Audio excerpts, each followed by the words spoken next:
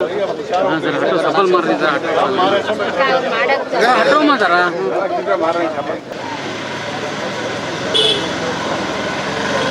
शोभालचन्द्रोगदानः द्वादशैतानि नामानि यत्प्रेषणीयादवे विद्यारम्भे विवे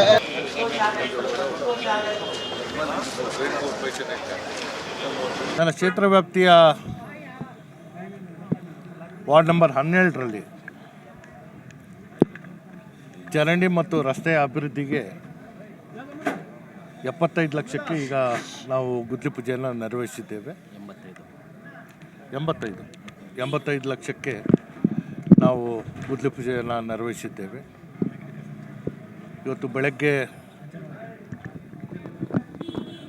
ರಾಜೀವ್ ನಗರದಲ್ಲಿ ವಾರ್ಡ್ ಸಂಖ್ಯೆ 10ರಲ್ಲಿ 1,90,00,000 ಕಾಮಗಾರಿಗೆ ಚಾಲನೆ ಕೊಟ್ಟಿದ್ದೇವೆ. ಇವತ್ತು ಒಟ್ಟು 5 ಕೋಟಿ ವೆಚ್ಚದ ಕಾಮಗಾರಿಗಳಿಗೆ ನಾವು ಚಾಲನೆ ಕೊಡ್ತಾ ಇರುವಂಥದ್ದು. ಕಳೆದ ವಾರ ಬೆನಿಮೆಂಟ್ ಮತ್ತು CV ರೋಡ್ನಲ್ಲಿರುವಂಥ ಕೈಗಾರಿಕಾ ಪ್ರದೇಶಕ್ಕೆ 5 ಕೋಟಿಯ ಕಾಮಗಾರಿಗೆ ಚಾಲನೆ ಕೊಟ್ಟಿದ್ವಿ. ರಾಜ್ಯ ಹಣಕಾಸು ಆಯೋಗದ 15 ಕೋಟಿ ಹಣ ನನಗೇನು ಬಂದಿತ್ತು, ಅದರಲ್ಲಿ ಈಗಾಗಲೇ ಕಾಮಗಾರಿಗಳಿಗೆ ಟೆಂಡರನ್ನು ಕರೆದು ಗುತ್ತಿಗೆದಾರರಿಗೆ ಕಾರ್ಯಾದೇಶನ ಕೊಟ್ಟು ಈ ಕೆಲಸನ ಪ್ರಾರಂಭ ಮಾಡಿದ್ದೇವೆ. ಕಳೆದ 2 ತಿಂಗಳಲ್ಲಿ ಹೆಚ್ಚಾಗಿ ಮಳೆ ಇದ್ದಂತಹ ಕಾರಣದಿಂದ ನಾವು ಕೆಲಸ ಮಾಡೋಕ್ಕಾಗಿರಲಿಲ್ಲ. ಬಹುತೇಕ ನಮ್ಮ ಕ್ಷೇತ್ರ ವ್ಯಾಪ್ತಿಯಲ್ಲಿ ಮಳೆ ನೀರಿನ ಚರಂಡಿಗೆ ಹೆಚ್ಚಿನ ಒಂದು ಆದ್ಯತೆ ಕೊಡ್ತಾಯಿದ್ದೇವೆ.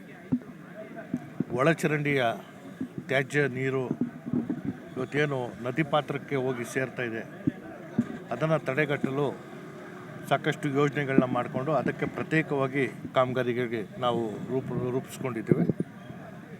ಯಾಕಂದರೆ ನಿನ್ನೆಯೂ ಕೂಡ ಮಂಡ್ಯದಲ್ಲಿ ಪ್ರಗತಿ ಪರಿಶೀಲನಾ ಸಭೆ ಸಂಸದರಾದಂಥ ಕೇಂದ್ರ ಸಚಿವರಾದಂಥ ಕುಮಾರಸ್ವಾಮಿ ಅವರು ಸಭೆ ನಿರ್ವಹಿಸಬೇಕಾದ್ರೆ ಮೈಸೂರು ನಗರ ವ್ಯಾಪ್ತಿಯ ತ್ಯಾಜ್ಯ ನೀರು ಕಾವೇರಿ ನದಿ ಪಾತ್ರಕ್ಕೆ ಹೋಗಿ ಸೇರ್ತಾ ಇರುವಂಥ ವಿಚಾರದಲ್ಲಿ ಅವರು ಪ್ರಸ್ತಾಪ ಮಾಡಿದ್ದಾರೆ.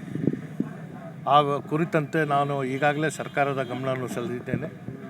ಜಿಲ್ಲಾಡಳಿತದ ಸಮ್ಮುಖದಲ್ಲಿ ನಗರ ಪಾಲಿಕೆ ಮತ್ತು ನಗರಾಭಿವೃದ್ಧಿ ಪ್ರಾಧಿಕಾರದಿಂದ ನಾವು ಸಭೆಗಳನ್ನ ಮಾಡಿದ್ದೇವೆ. ನಮ್ಮ ಯೋಜನೆ ಈಗಾಗಲೇ ಸಿದ್ಧ ಮಾಡಿಕೊಂಡಿದ್ದೇವೆ. ಅದಕ್ಕೆ ಆರ್ಥಿಕ ನೆರವು ಸಿಕ್ಕಿದ ಕೂಡಲೇ ಆ ಕೆಲಸಗಳಿಗೆ ನಾವು ಚಾಲನೆ ಕೊಡುವಂಥದ್ದಕ್ಕೆ ಮುಂದಾಗ್ತೇವೆ.